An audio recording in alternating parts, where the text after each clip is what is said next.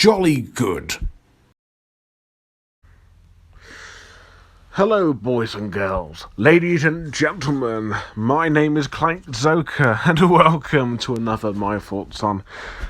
Today, I'll be talking about The Mitchells versus the Machines. It's finally here. I've been looking forward to this film ever since the announcement, and ever since I saw the screenshots, the trailer that came out literally just before the pandemic hit, and it's finally here on Netflix. Shame it won't be out in cinemas. It might do, and if it does, I might actually go and see it a second time. Who knows? So, this film was formerly known as Connected, which I'm so happy that they changed it. Connected is quite a generic title for a film like this. I mean, the name they gave it is more suitable, and it actually works. So, yeah. I like the title more because it actually fits well, and it's got a, wacky enough title, and Connect is just a little, I don't know, just a little too much. Just a little too generic. This is directed by Michael Ryanda and co-directed by Jeff Rao. They're both writers on Gravity Falls, which is instantly a good thing, and you can definitely see the style of humour and all that in here. And not to mention that freaking Alex Hirsch actually voices a character. Sadly, he doesn't play a huge part, but hey, it's good to know he's in something in something that's not Disney related. I'll say that. That's quite cool. And I think this is also produced by Phil Lord and Christopher Miller. As we know, they worked on the Lego Movie, Cloudy with a Chance of Meatballs. They worked on Spider-Verse as well as one of the writers of that. And they are the producers of this film as well. And you can tell this film has the same stylized comic book animation style as Spider-Verse, but not entirely comic booky. So how does this film hold up? Does it actually have more than what it bargained for? Is it better than Spider-Verse? Let's have a look. So the film is about this family, the Mitchell family, which includes Katie, voiced by Abby Jacobson, Rick, voiced by Danny McBride, Linda, voiced by Maya Rudolph, and Aaron, voiced by the director Michael Ryanda himself. They're a very weird and strange family. And one day when Katie actually submits her work into a college, a college for like animation and media, she decides to go for it. But Rick, who is the father of both Katie and Aaron, kind of dismisses the idea that maybe she shouldn't be doing what she loves. So basically, this is the whole, parent disagrees with what the child wants. And after some conflict, Rick decides to make things right by taking Katie to school. I mean, I get it, he's old-fashioned, but is he not aware that Katie's like maybe in her tens, maybe like 15 or 16? I don't know. So he takes her and the rest of the family on a old-fashioned road trip to school. However, it all stops when the robot apocalypse happened. After Mark Bowman, voiced by Eric Andre, showed the world his new creation by none other than Pow, because they're your best pal. And Pow, at least the phone, voiced by Olivia Colman, wants to take over the world with robots because she doesn't see the point of humans, which is actually a really funny and actually kind of an ironic motivation for her, since a lot of people are not exactly nice and kind, so it makes sense. So it's up to the Mitchells and their dog Munchie. Yes, there is a dog called Munchie, and he's actually played No, I actually don't. Okay, he's played by Doug the Pug. They got a pug to voice a pug. How how strange is that? Where to start with this film? Good God, this film has. Honestly, I didn't expect so much to come out of it, and honestly, after Spider Verse, Sony did occasionally get better. I mean, don't get me wrong, I love Arthur Christmas and the Pirates movie, but that's so Aardman. You know, Cloudy's great. Hotel Transylvania. The series is great, even though I'm really dreading why a fourth film needs to exist. I also like Surf's Up. That's a really good underrated classic. They also did. I'm gonna have to try and remember.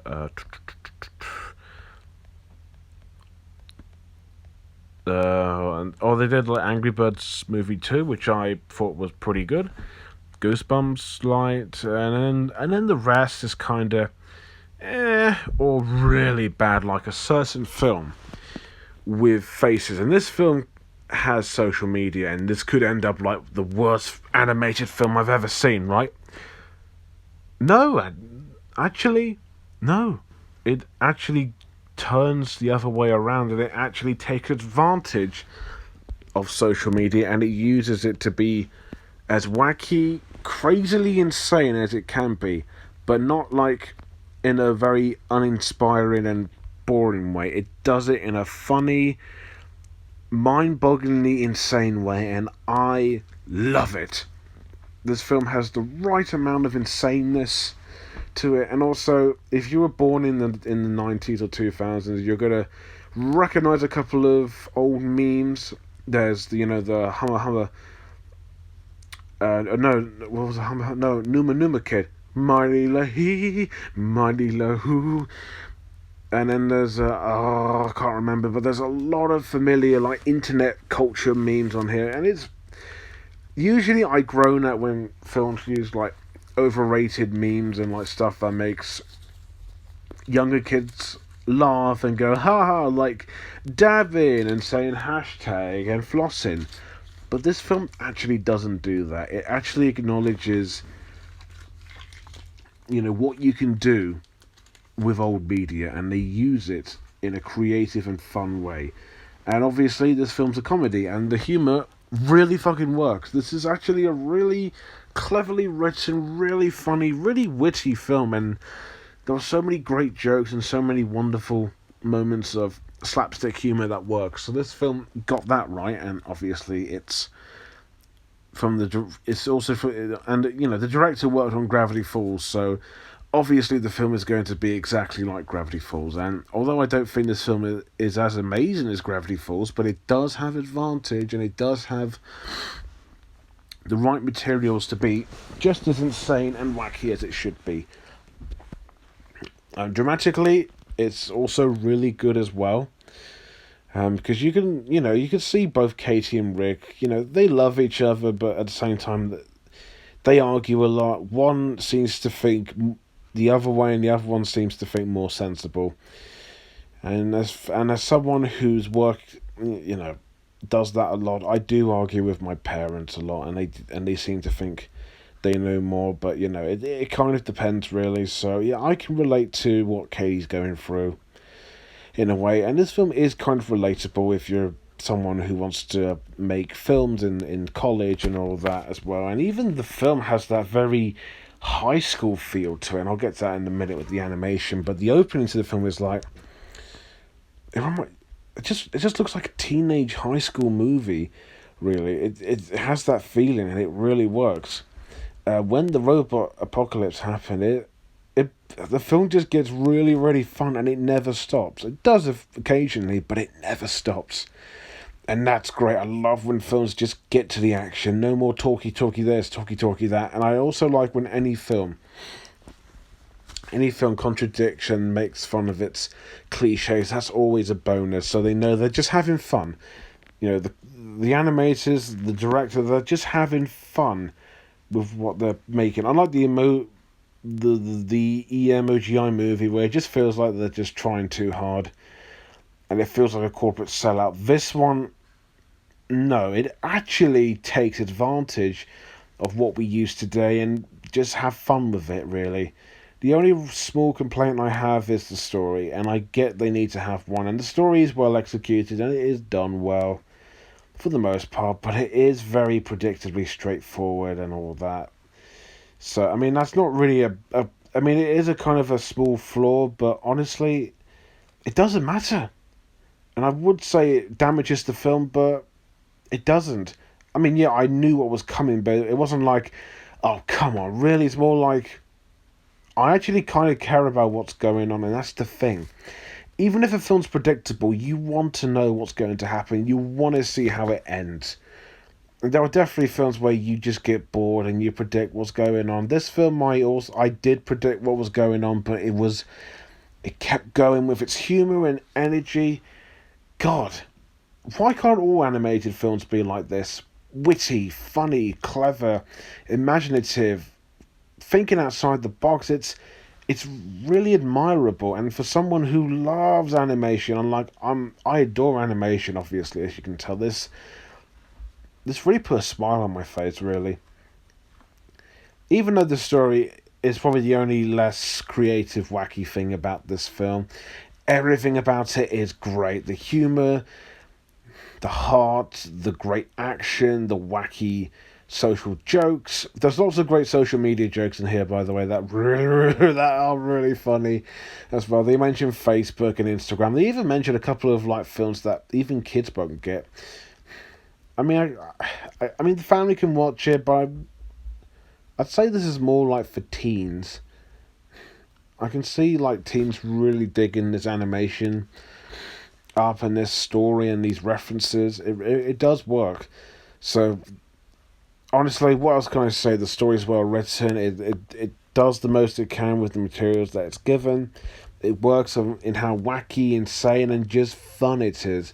It doesn't need to be deep or complex. It just needs to have a competent story, a crazy enough idea, and entertainment, and heart as well, and a message as well. A message about always, you know, you don't always have to rely on social media.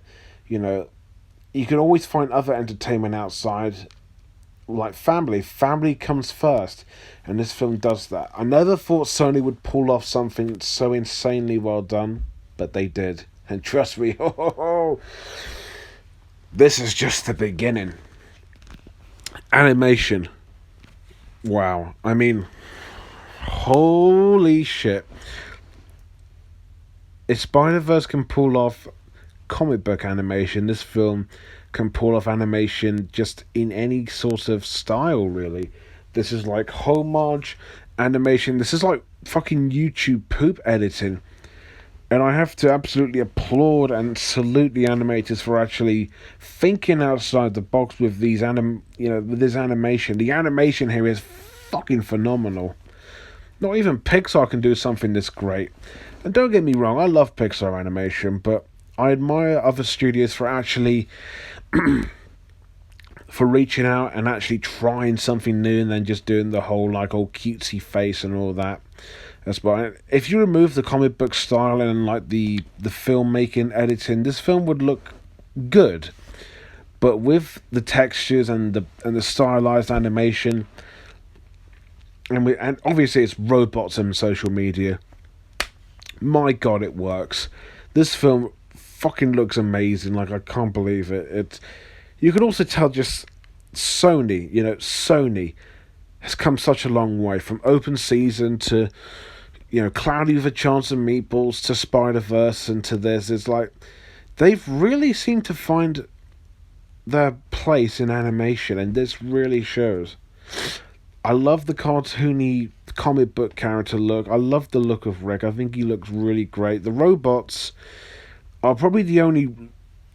the robots or the PAL bots, I guess, are the only things that look a bit generic. They look like a typical, like robot fighting minions and all that. But they do look good, though. And same can be said about PAL, at least the phone PAL. I love her. I love her. Her facial expressions and all of that. It really works, and just how much they think outside the box here. And the backgrounds are absolutely gorgeous. The movements are cartoony and wacky, and the filmmaking editing, like when Katie or someone gets sad, there's a tear coming down, or there's like effects all around the film. It's really funny, and it makes fun of like special effects and everything as well. It's God, all of out of everything, the animation has the most effort in a film that people have heard of, and they didn't know what to think of it at first. Wow, it really, really shows. What else can I say? The animation is creative, fluent, visually pleasing, original, just wonderful to look at, absolutely terrific. And I hope Sony continues to use this marvelous animation to their full full potential. Well, I mean, Spider-Verse 2 is coming out, so that really shows. Characters and acting. This is going to sound strange, but the family actually works. What I mean by that? First off, I don't think any of the characters are generic. I think they're all unique. The Mitchell family are weird, but intentionally, not unintentionally. They're very uninspiring, bland, and kind of, goofy. But that's more like intentionally, but not unintentionally. Katie's the most relatable character here. She's, again, I think she's she's going to college, so she would be, like 15, 16. No, wait, no, 16. Yeah. But she is a really funny, really inspiring, and I can even really relate to her a lot. She's a very endearing main character. As someone who has gone through a lot of stuff myself, I can easily relate to her situation. Her little brother Aaron is really funny because he's obsessed with dinosaurs, and he was never annoying. I'm glad that he wasn't. He was just delightful and just cute. Linda's the supportive wife of Rick and the loving mother of Katie and Aaron. She can have her own wacky personality too, and she is really funny too and very caring. Rick is the kind of pessimistic, thinking in his own way kind of dad, but he, again, really funny. He actually does care about Katie, but sometimes they just seem to think otherwise as well. But they're all well written. They're all funny. They really work as a weird, wacky family. They're not perfect, but they are a happy family, even though they can disagree too much, The dog Munchie is a very strange, wacky sidekick pet. And later on, they use him to defeat the robot. I mean, that's no spoilers here. It's in the trailer. Those the power robots when they go, like dog pig, loaf of bread. They use that as a running joke, and it gets funnier every time. The other characters in the film are just there for humor, but they're actually funny. Mark Bowman's probably the only one who could have been cut out of the film entirely, because even though he's the founder of Power, he doesn't seem to contribute to much. Same with this family who are actually the neighbours to the Mitchells. They could be cut out as well. But once again, they're funny, and they're actually got brilliant voice acting, which I'll get to in a minute, so I can't complain too much. And the villain of the film, Power, is really funny. And she's voiced by Olivia Colman, who I think, in my personal opinion, is a very strange choice. And I'm starting to notice that these like animated films are just putting these Oscar-winning actors and actresses just because, and sometimes their performances are very obvious. But here, Power is really funny, and Olivia Colman is. I love Olivia Colman. She's one of my favourite actresses, and her performance here is just terrific. She is very funny, and the way that the Powers have to hold her and move her around, and she's literally just a phone. That's fucking geniusly clever and funny. She is a really funny villain. Everyone else in the film just has very small minor parts, very minor comedy roles. There are these two robots, two really funny robots. They're voiced by Beck Bennett and Fred Armisen. One called Deborahbot 5000, and Beck Bennett voices Eric. And even Conan O'Brien makes a small appearance. So does this mean that this film is somehow connected to Final Space? Kidding. But yeah, the voice acting fucking terrific. I love all the performances here. My favourite probably has to be Olivia Colman. No surprise there. She probably has the most funny lines and the most creative personality. Danny McBride is pretty good, and Maya Rudolph. Although, if you replace Rick and Linda's voice, it would have been fine. But I'm not saying they're bad, but they're in way too many animated films. But their performances are very good and likable. Abby Jacobson is once again really good, as always. Really fitting as a 16-something teenager. And Michael Miranda's quite cute and quite funny as Aaron, as the little boy.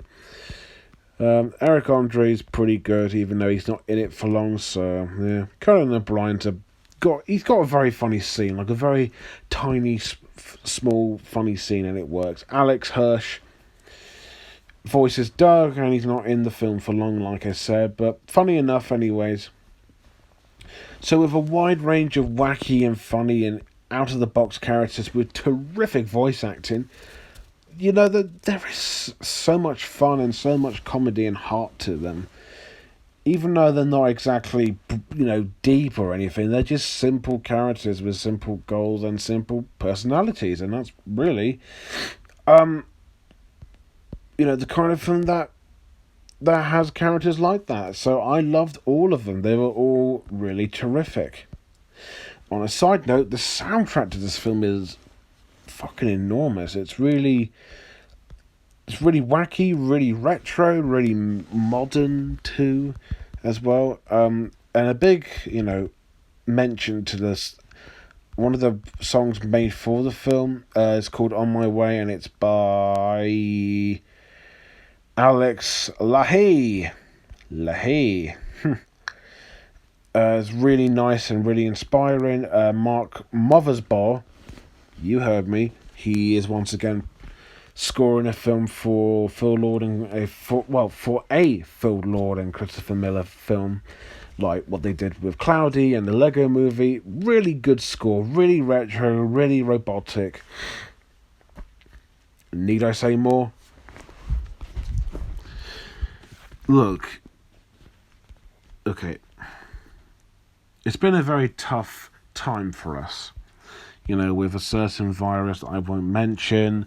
Apparently, people are protesting and all that. There are so many bad things going on, and this film kind of takes you out of it. And even though there are social media elements to it, but not exactly in a negative way, and this film, it has exactly everything that's going on right now. Well, not exactly everything, but you get my point. And it does it in such a beautiful, creative, and in a very understandable way. Mitchell's versus the Machines is so far my favourite animated film of the year. Even though I really liked Raya and the Last Dragon, I will admit it was a bit, been there, done that. But Mitchell's versus the Machines, wow. Super terrific, super fun.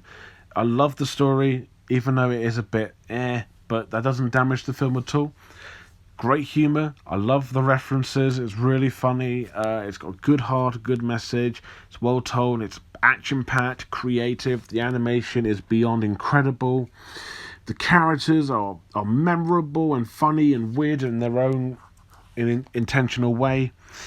I love the voice acting, especially Olivia Colman, who's surprisingly really great, and the music is just mwah.